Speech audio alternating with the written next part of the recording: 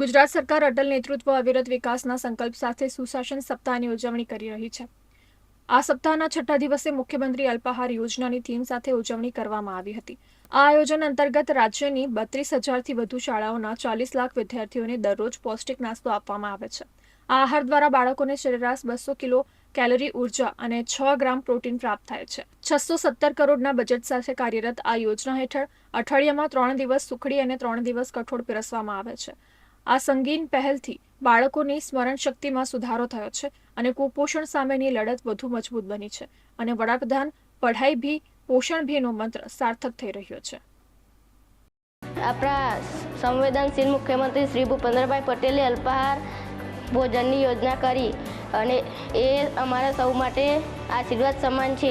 મુખ્યમંત્રી અલ્પાહાર યોજના શરૂ થયા પછી અમને ઘરેથી જમીને શાળામાં આવવાની ચિંતા જ નથી, કારણ કે શાળામાં આવતા જ અમને પૌષ્ટિક નાસ્તો મળી જાય છે। પેટ ભરાયેલું રહેશે તો એ સારી રીતે ભણી શકશે।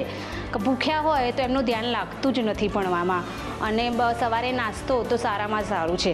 આપણે પોતે પણ સવારે ભરપેટ નાસ્તો કરીને આવે છે તો બાળકો નાસ્તો કરે।